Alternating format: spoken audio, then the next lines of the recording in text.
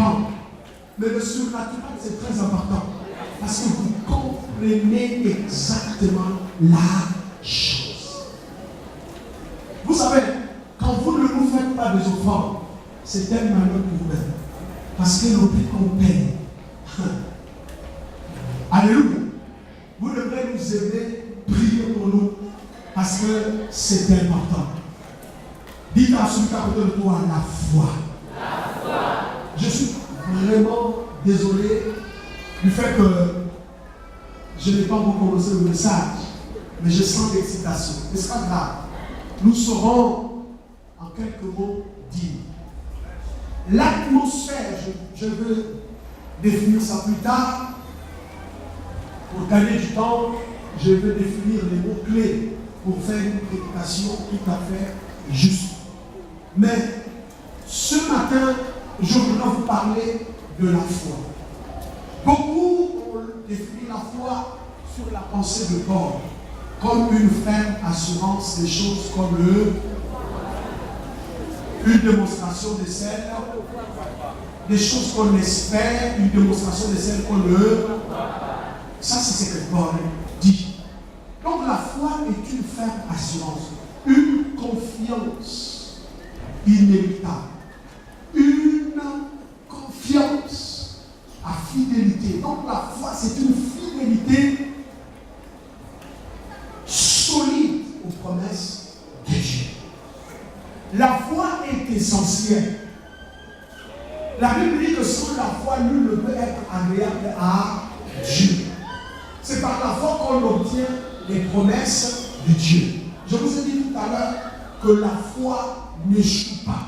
La foi, c'est quelque chose à laquelle vous êtes accroché, quels que soient les événements, quels que soient les trous, vous êtes accroché. J'enseignerai peut-être pour vous montrer que cette foi peut être petite, elle peut être faible, elle peut grandir, elle peut être inexistante. La foi, on peut croire dans la foi, on peut observer les progrès de la foi, on peut évaluer votre foi. La foi est vivante, quantifiable, évaluable, mesurable, parce que la foi, c'est aussi du concret.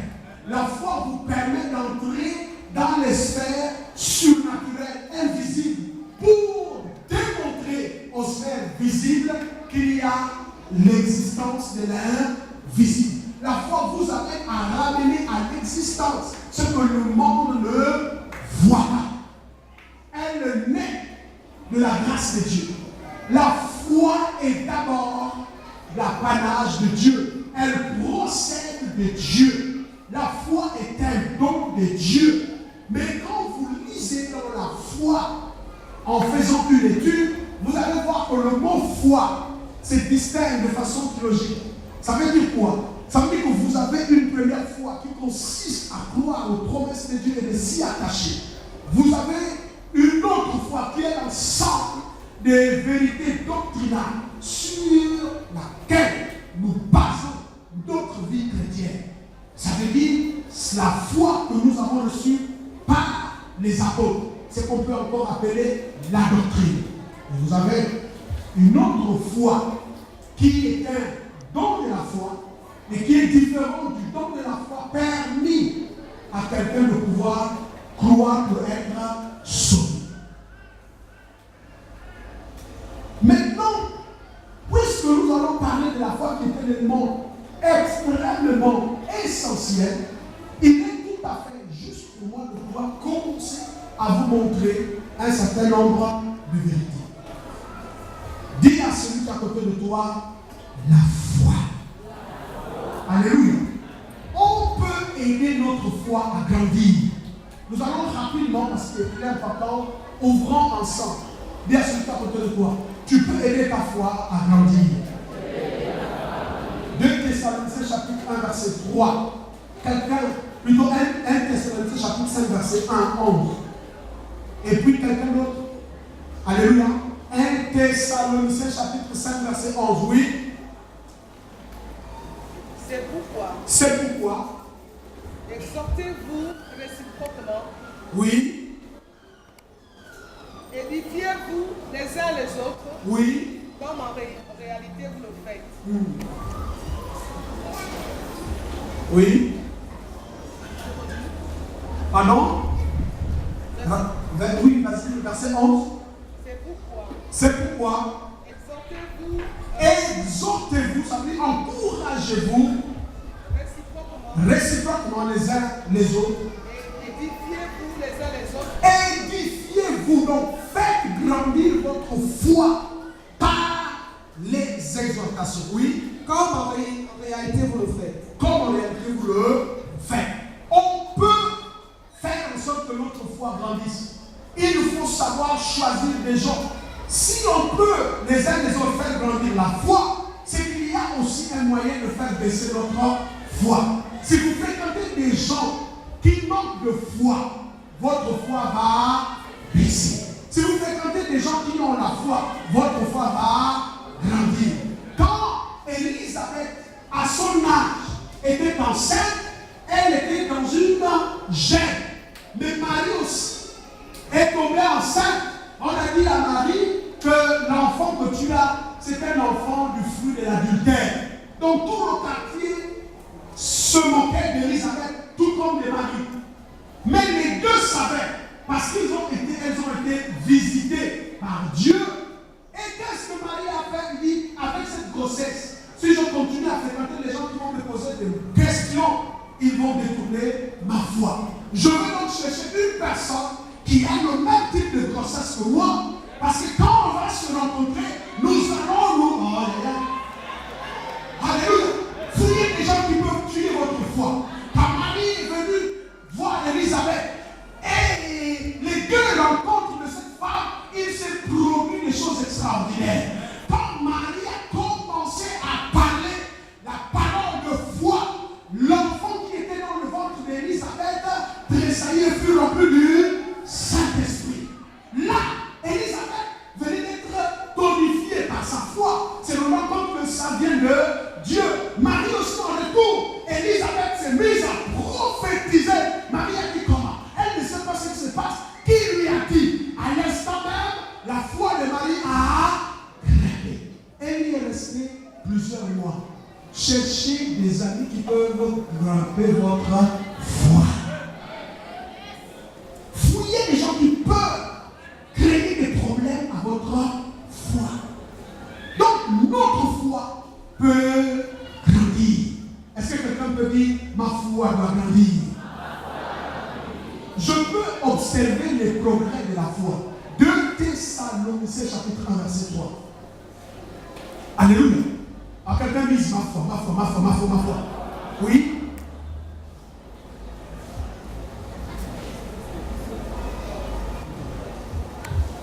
Pour ce qui concerne l'avènement de notre Seigneur, Jésus-Christ et notre réunion avec lui, notre union avec lui, oui. Nous vous prions, frères, de ne pas vous laisser facilement ébranler dans votre bon sens. Ça veut dire que tu peux ébranler ta foi. Alléluia. Tu es où dans 1 Thessaloniciens? 2 Thessaloniciens, je dis quoi? 1 verset 3. Aujourd'hui, tu vas beaucoup lire. Pardon. Nous n'avons pas. Donnez-moi quand même jusqu'à midi 15. C'est bon? Oui. Nous devons à votre sujet, frère, avant de continuer notre grâce à Dieu, oui, comme cela est juste, parce que votre foi fait de grands progrès. Dis à celui qui est à côté de toi, ma foi fait de grands progrès. Alors, change de partenaire. Je suis sûr que tu t'adresses à quelqu'un dont la foi ne fait pas de progrès. Alléluia. Alléluia. Ma foi fait des grands. La foi t'a été donnée pour qu'elle progresse. Ça veut dire qu'il y a des gens dont la foi ne progresse jamais. Alléluia. Ils sont restés toujours les mêmes bébés. Il n'y a aucune nouvelle. Leur foi n'a aucun succès. Quant à ma foi, elle doit progresser. J'entends dois te soumettre à moi. Ça dit que moi et mon corps, il faut qu'il y ait une distinction. J'aime mon corps, mais je ne permets pas à mon corps de faire ce que moi je ne veux pas. Aïe, aïe, aïe, aïe. Ça, c'est la foi. Alléluia. Ta foi doit faire des progrès. Est-ce que quelqu'un m'entend? Écoutez, moi, ma femme me disait toujours, tu sais, quand quelqu'un te fait une offrande, enlève la dîme. Ça n'a pas été facile. Vous comprenez? Viens. Déjà, le louer au lieu que je parle de moi-même. Viens, passe-moi. Voici une foi qui fait des progrès. Il y a des gens dont la foi est intellectuelle. C'est-à-dire que, vous savez, je disais à quelqu'un, la plus grande distance du monde. Vous savez, non? Ce n'est pas les États-Unis et le Gabon. Ce n'est pas entre les États-Unis et le Gabon. La plus grande distance du monde, c'est la tête, entre la tête et le cœur. Ce que tu connais dans la tête n'est pas forcément dans le cœur. Quand vous servez Dieu dans la tête, vous êtes un homme naturel. Ce n'est pas moi qui le dis. Un homme naturel a une foi intellectuelle. Vous comprenez?